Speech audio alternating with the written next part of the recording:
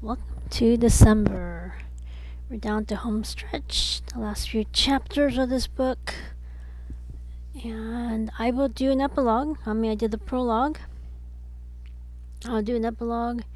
And depending on how things go, maybe do some behind the scenes, show you my thought process of how I put the story together. It's been quite a journey. Yeah, I was going to start this in January, but I kept postponing until like a couple of months later. But I'm actually happy that it folded out this way because, there was a lot of research, a lot of stuff happened. IRL, doing a lot more, because, it was a lot. This is a journey. Maybe you never know. Maybe in a couple of years, not a couple of years, but it's still, we're still feeling like it's still in 20 still. So maybe in like 10, 15 years, I might revisit this again. Maybe make the third chapter with millennials in the foreground. But yeah, we'll see. Anyway. Oh, the other thing is after I uploaded the last video, I realized, oh no, I misnumbered some of these chapters. So I fixed it. Apologies. This one is for sure chapter 60. I know. If I'm gonna actually publish a book, I'm going to fix this whole thing. And there's a lot of things that I learned, writing this story. I'm like, oh, I could have done it that way, rather than the way I did it. And I'm certain I got some people's names mixed up because there's so many characters here, even though it's all about Erica. But yeah. Anyway, so chapter 60, winter 2017, spring 2018. This is going over a few months, maybe like November through March-ish. March, April. No, November through April-ish.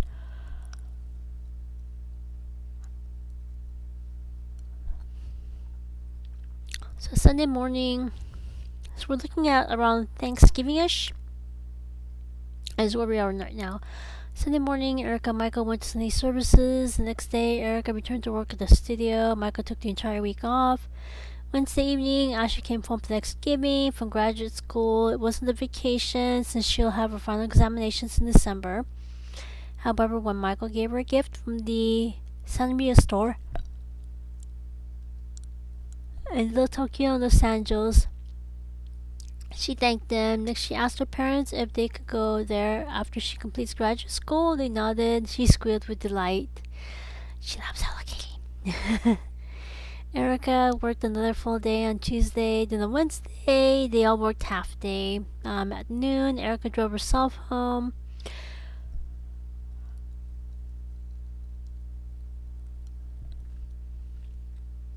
This year, when they RSVP'd, put the reservations, the Murphy family announced all their food will be low sodium for here on out. Because last year, Meg's husband suddenly passed away, so out of respect, they did the low sodium thing for some of the meals. The other meals were regular, but now it's like a lot of people are asking for low sodium. So they're like, okay, we'll make it low sodium. Also, when she called the Murphy family, she asked whether or not she'll be eating at the main table. Much to her relief, they said, no, don't worry about it. If any member of their family wants to talk to her, they'll contact the studio if they have any business to do with her. So she got to eat with her family that year. The following week, various members of her family contacted her at the studio. So yeah, you can tell a lot of people, they actually wanted her to eat at the main table. Maria's parents wanted her to resume the ride along.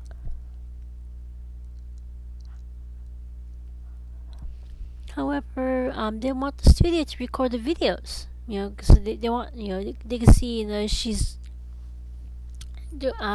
maybe she's using a GoPro or she's using her iPhone. So they're like, they want, so she took some time off. They want to record studios of her being a patient advocate. That's the other thing that they want to do, to make it more professional. So Erica asked him to give her at least a month since she needs to research exactly what a patient advocate does and whether or not she needs to take classes or get a license or certificate. I'm not sure really just said no, take as much time as you need. Yeah, yeah, because maybe her maybe the Murphy family was like she's doing she's doing a TV show. They're using a studio, and this is more like her little pet project. But they really wanted her to maybe brush it up, make it look better. So after she learned all the volunteer and the class experience, she needs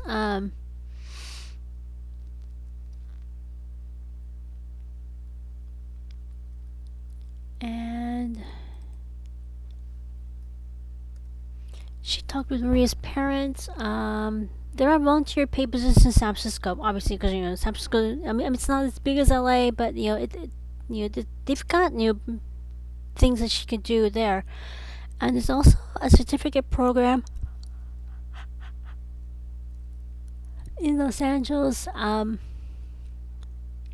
As she completes the requirements, passes the exam to get the certificate, she can get a paid job as a patient advocate. However, Erica already has a career that she loves.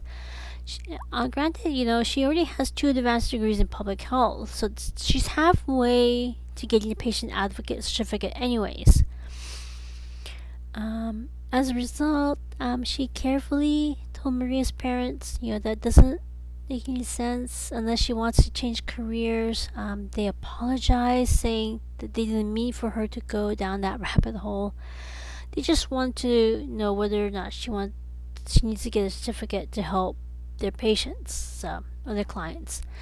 Based on this information, they went back to their lawyer. Instead, they decided to have their clients sign a legal document regarding what they want Erica's videos to say about them, with a clause to let them bow out in case Erica finds something embarrassing they do not want all over the internet.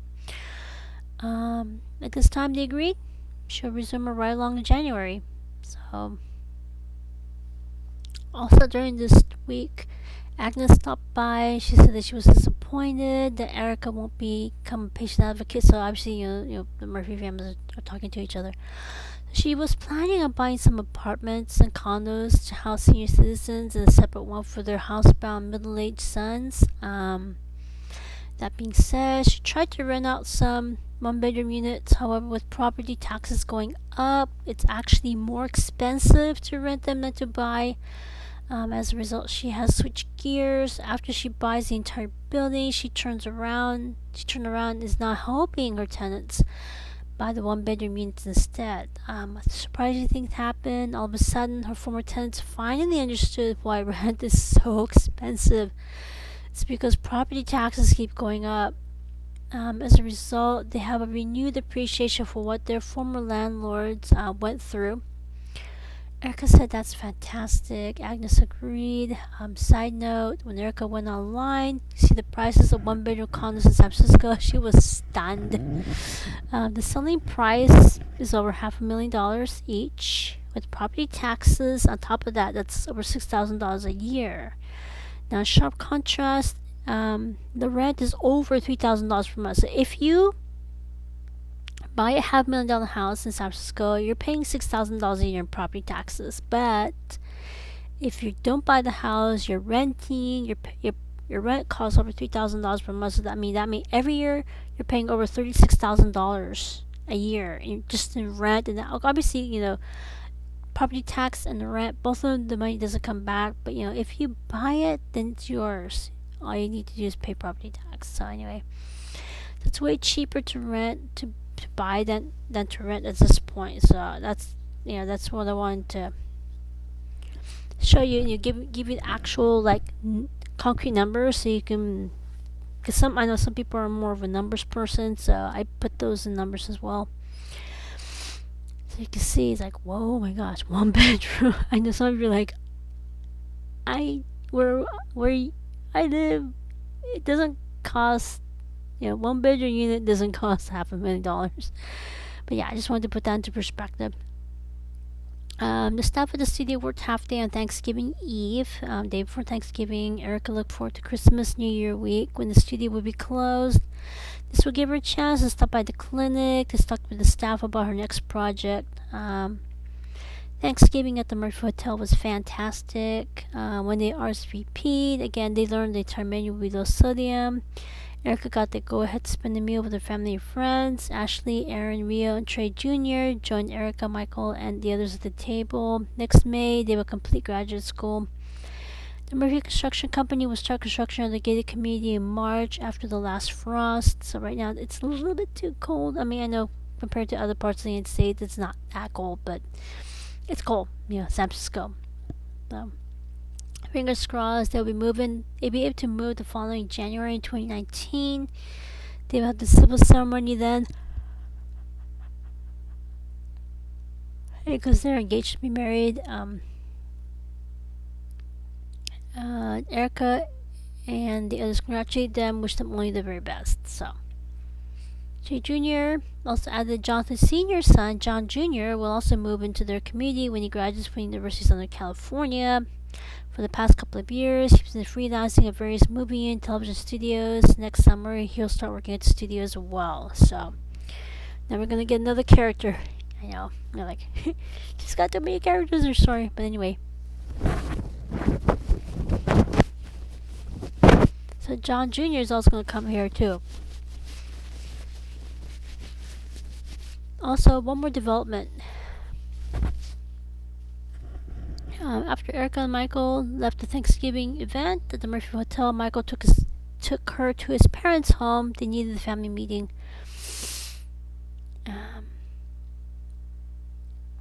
Chachi's parents. The whole purpose of Chachi's parents building this gated community is so that they can start their new life in this semi-retired community together. New Year's Day event is more for young and middle-aged people.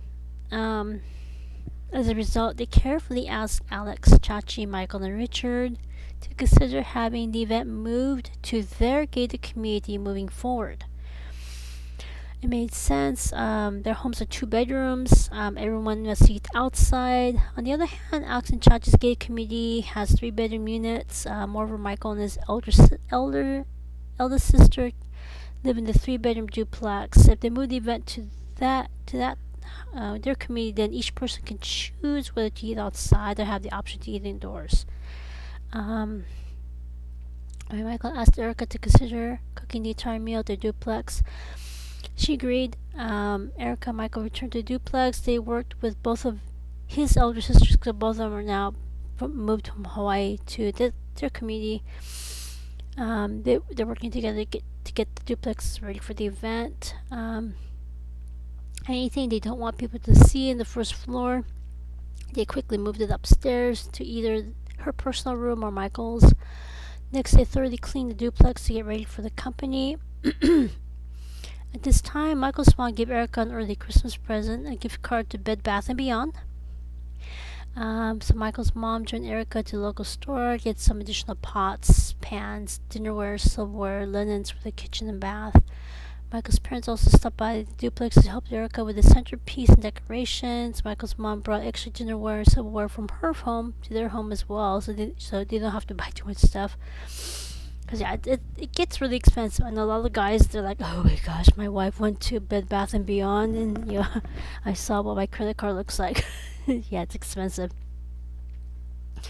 Also that weekend, Erica went to the local arts and crafts store to get some more fabric for her DIY, do-it-yourself Christmas decorations. After she wrapped her front door with some fabric that was shaped similar to a Christmas decoration, she went to work with her sewing machine.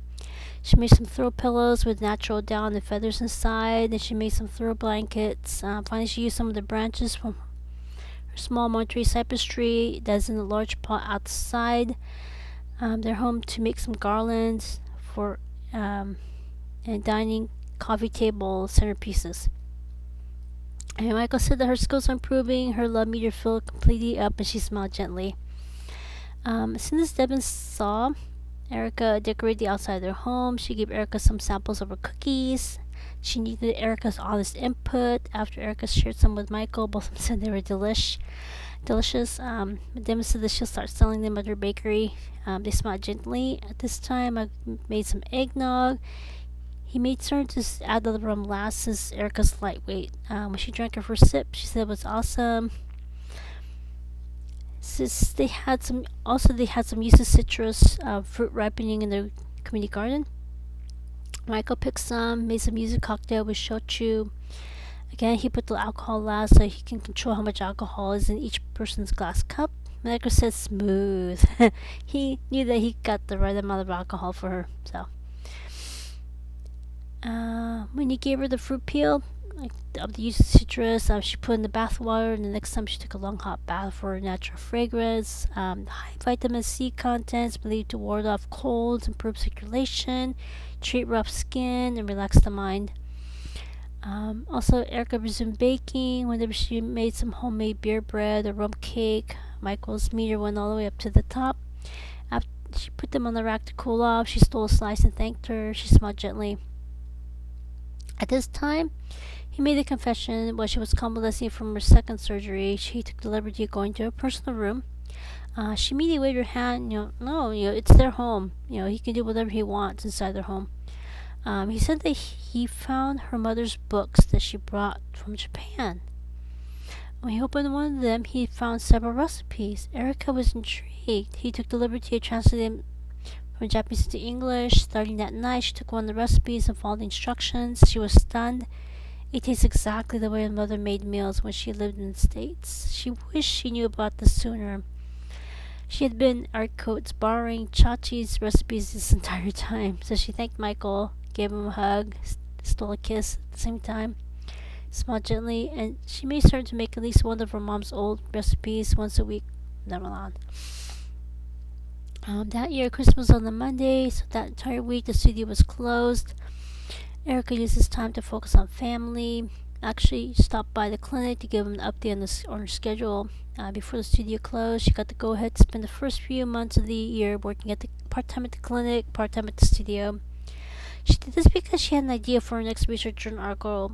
Some researchers believe that endometriosis could be an autoimmune disease, and also other researchers believe that some types of dementia could also be an autoimmune disease. Erica's next research project will be to ask researchers, take a look, see whether or not patients who have endometriosis might be at higher risk of developing dementia than people who do not have any autoimmune disease. When she brought this up to the clinic staff, the senior nurse practitioner said she'll work with Erica on this project. Also, the clinic had a big announcement. They now have enough staff trained to start a second clinic in the South Bay. Erica was thrilled. When she first met them back in 1999, she wanted this clinic either in her former hometown or the South Bay, where she got her advanced degrees. However, a lot has happened since then. For Erica, the commute from San Francisco to San Jose would be rough, since she does not have any intention of moving. Much to her relief, Jamie and possibly Sophia will move to the South Bay instead. So that way, Kim and Erica will stay in San Francisco. The junior nurse practitioner, junior allergy and asthma specialist, junior nutritionist, junior acupuncturist will join them. Now, later on, maybe in a few years, the junior physical therapist from the Adaptive Fitness Center will join them as well. After Ashley completes graduate school in May and passes the state board exam in Sacramento, she will offer online therapy from San Francisco. So Ashley's going to join the team, but she's going to stay in San Francisco for now. The tentative grand opening will be in summer 2019, so next summer, so that's really quick. At this time, Erica asked whether or not they consider adding a patient advocate. There are many women who don't know they have this disease until they have surgery for an unrelated condition. Many more, especially those from the working class who cannot afford to have surgery, will never get diagnosed. Although the clinic will be busy getting ready for a new clinic, they did agree to consider it. So So this was Erica's dream come true. The current clinic would change their name to San Francisco Endometriosis Wellness Center. Their satellite clinic would be named South Bay Endometriosis Wellness Center. They are currently working with the Murphy Construction Company and finding the best possible empty lot for sale. They will hopefully have an update this spring. After the impromptu meeting, Jamie and Kim discreetly pulled Erica aside. Since Jamie and possibly Sophia will be leaving the clinic, and Kim and Erica will need to hire a backup in case either of them need to be out of the office for any extended period of time. Because we saw after Peter passed away, Kim needed her second surgery. Then Erica took some time off, take care of her uterine fibroids, and then she had that, a little bit of a scare when she needed surgery to repair her hernia. So Erica immediately, much to everybody's relief, Erica immediately has somebody in mind. She's going to the South Bay, handing out scholarships, and she did meet somebody. Vanessa Moore is one of the scholarship recipients. She's currently working on a dual bachelor's master's degree in public health from her alma mater. Currently, she's a senior. Erica will reach out to see whether or not she might be interested. When Erica used the clinic telephone, and let's see, to call Vanessa on Vanessa's cell phone, Vanessa admitted she wondered how she's going to find work after she graduates. Currently, she is staying with her parents, because they cannot afford to have her live on campus. Also, if she finds work in the South Bay, then she won't have to move far away from them. When Vanessa and her parents stopped by San Francisco during her spring break, the clinic staff saw she's the right one. Yeah, she's definitely the right one.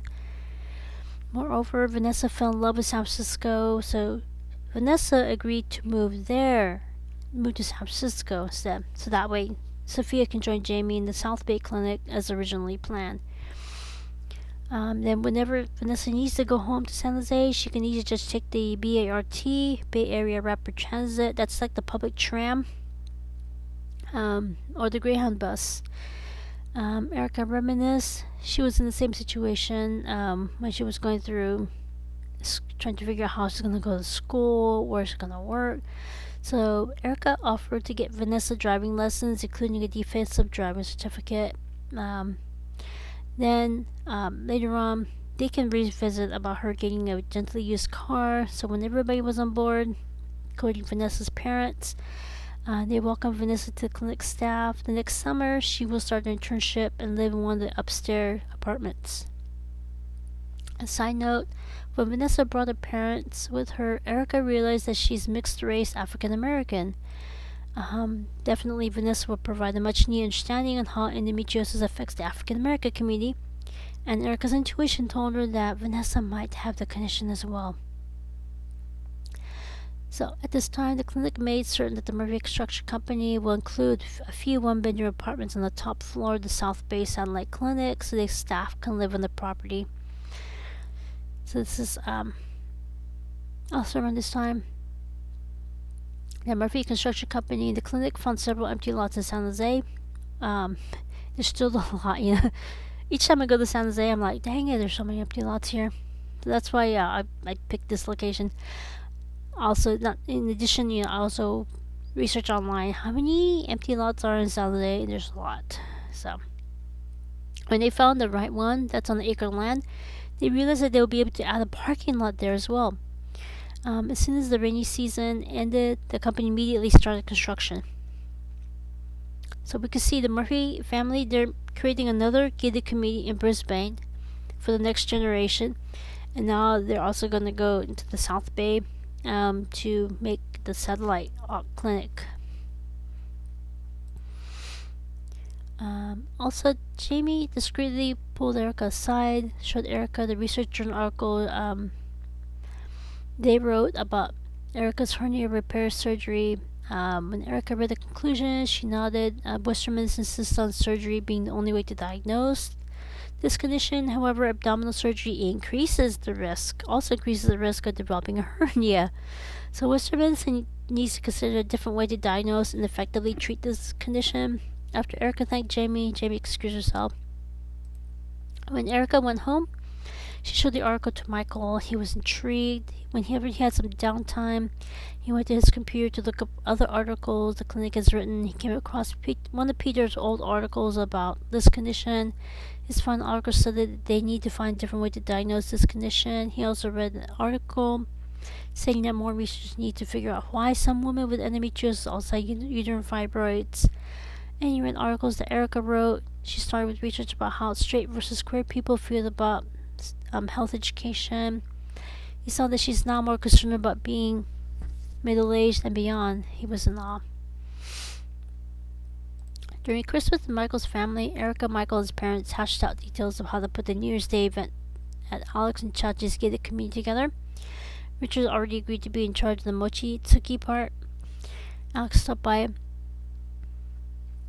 to pick up the oversized mortar and pestle because Alex is the one with the truck. It's in the cool, dry part of this garage that is away from sunlight, and it's completely covered by cloth. This time they went over who would prepare what part of the meal. In the past, Michael's mom was in charge of the kazunoko. When Erica immediately offered to take over that part, Michael's mom gave Erica the recipe and told her how to figure out how much herring roe to buy. She also advised Erica to buy at least 10% more than the number of people who will attend. That way they will be guaranteed to have enough for everyone. Plus, most people love to bring home leftovers. So Alex gave Michael a weekly update on who's attending, who's canceling, who's adding at the last minute.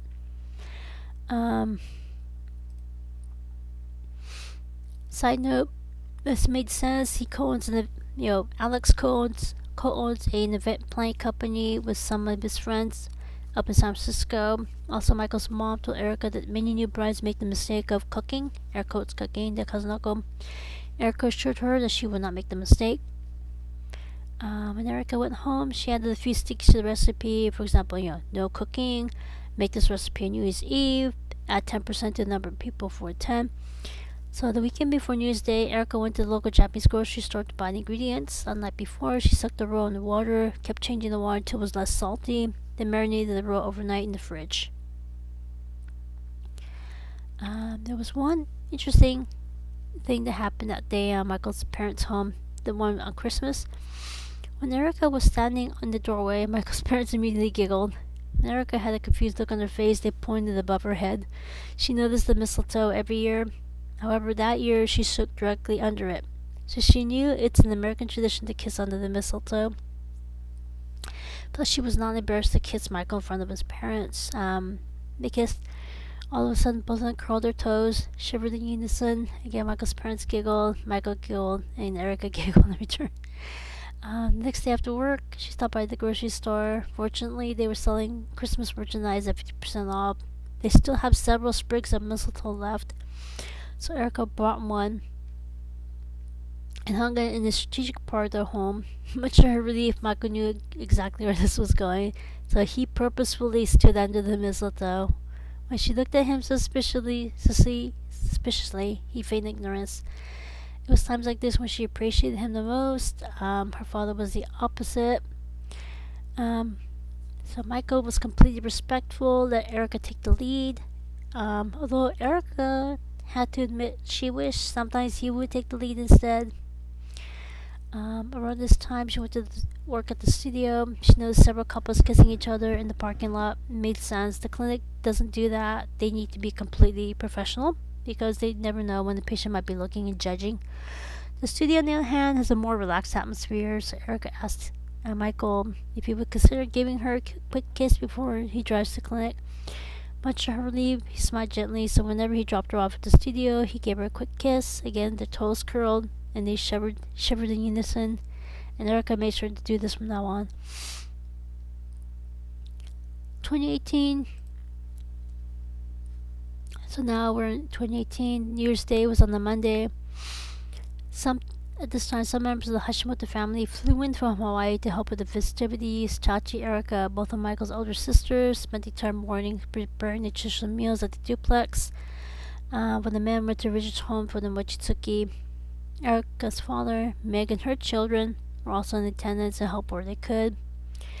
At this time, Erica's father and Meg announced their engagement. For Erica, this was bittersweet. She knew her parents' marriage was doomed from the start. She knew that Meg would keep her father on the straight and narrow. Moreover, Meg is born and raised in this country. She knows her responsibilities. She also knows her rights. Also, unlike her first marriage, where he didn't love her mother, her father is head over heels in love with Meg. At this time, she realized that Meg has toughened up over the past year or so, while the father has softened down. Erica prayed that he has learned hard lessons and will make sure not to repeat them in his new marriage. So much to her relief, Erica gave both of them her blessing. Meal prep was hectic. Erica appreciated the extra help. They even stayed after the event to help with the cleanup. Plus, this gave Erica the opportunity to get to know both of Michael's elder sister better. But then, both of them were settled in their new careers at the Murphy Travel Agency in San Francisco. They talked a lot about their move back to California, as well as the fact that not as many people to travel to Japan during the winter. Erica was not surprised. Michael hated spending winter in Japan. They look forward to spending May in that country. May is not as hot and humid as it is during the summer. Ashley and the others will graduate that May, so Michael agreed to go to Japan from mid-April to mid-May. That way, when they come back, boom, they're attending the graduation. So it meant that they would have to file income taxes in early April. However, it was one chore that they would rather get it over with than procrastinate anyway. So there was something interesting that Erica realized. Both Chachi and Michael's parents have a full set of teeth. When she visited Michael's grandparents in Hawaii, they were in good health. They also had a full set of natural teeth. Moreover, the grandparents lived well into their hundreds. So, in sharp contrast, during the rare times Erica saw both of her grandparents, all four of them already had dentures. All of a sudden, she realized dentures are not a normal part of aging. At this time, she worried about her parents. She also worried about her own dental health. When her brother was born, nobody brushed her teeth. Her mother had her hands full taking care of her baby brother, and the brother was right. They grew up seeing that their father would not lift a single finger to help their mom. As a result, as she was growing up, she ended up going to the dentist multiple times as well, and she even had the root canal done. So, in addition, her maternal grandfather's life was cut short. He spent the last few years of his life in and out of the hospital. Both of her maternal grandparents passed away from complications related to dementia, and her paternal grandfather, caught a life-threatening infection, passed away after a brief hospital stay. When she brought this up to Michael's attention, he was grateful. His entire family lives in this country. They always had extended family help out whenever someone needs help. Erica's mom didn't have anyone. Erica had been getting regular dental care since 1999, and she hoped it wasn't too late for her. So that being said, New Year's Day event at Chachi's gated community was a huge success. Jonathan Sr., Aaron Murphy Shaw, Rio Mayo's family also attended this event. They offered to help the Hashimoto family in the coming years as well. As a result, it was decided now the event takes place in this gated community. It's not surprising when it was Erica's turn to talk about her hopes in New Year. She prayed for health. Michael and his parents weren't surprised. Recovering from her new surgery was brutal. It wasn't any wonder that a lot of people don't even bother to get it fixed. It's more painful to get it repaired than to just ignore it. Michael's mom left behind some additional kitchenware in Erica's duplex and Michael's elder sister's duplex. Erica got some reusable bags, marked them New Year's Day dinnerware and silverware, stored them in the corner of the kitchen cabinets. The next day, Erica spent the morning at the clinic. Before Ashley resumed graduate school, they had the studio film the next podcast at the clinic. This time, Erin Murphy Shaw from the studio was in front of the camera, talking about where she is in her journey. Although she's fully recovered from her surgery, she will only consent to additional surgery if and only if it's to save her life. Erica was not surprised. After Chachi had her endometriosis surgery, she went the same route as well. Next person to talk on the podcast was Chachi. In addition to sharing the same sentiment, Chachi added that she's also helping other queer people who have been diagnosed. Moreover, she's helping them navigate this country's complicated medical care system.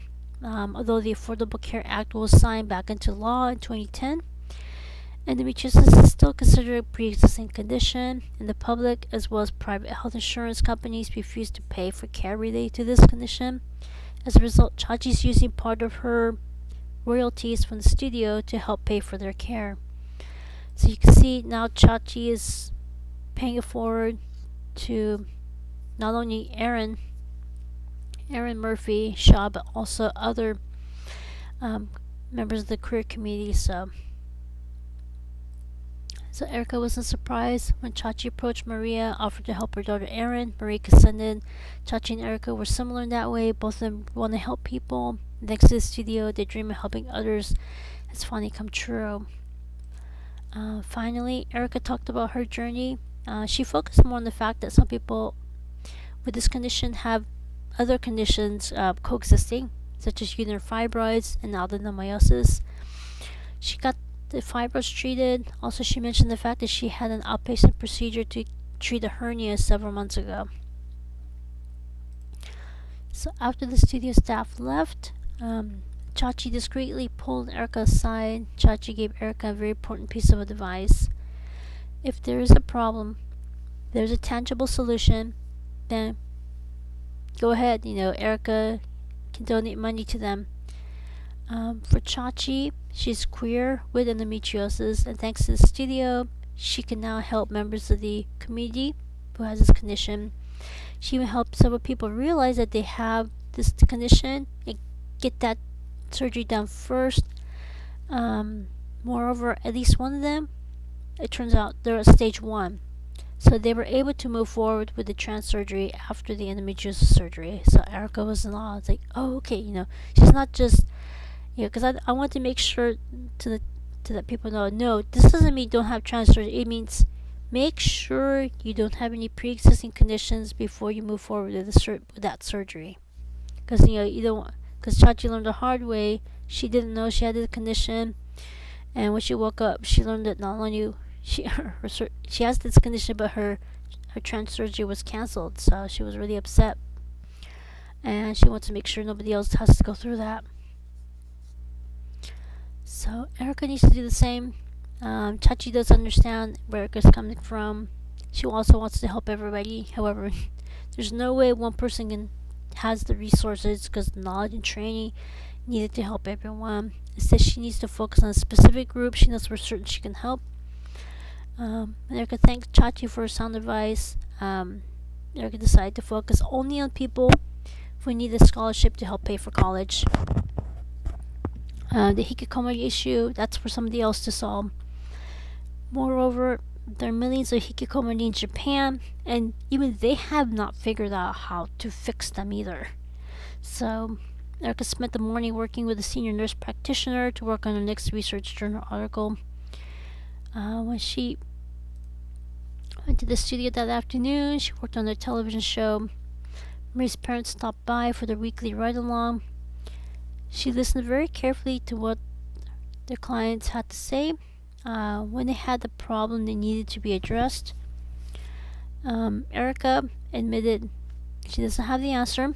Instead, she advised them to contact a local senior services agency. They can help them. So Erica now has a hard time redirecting them, but with practice she found it easier. It's not her place to try to fix everyone else's problems.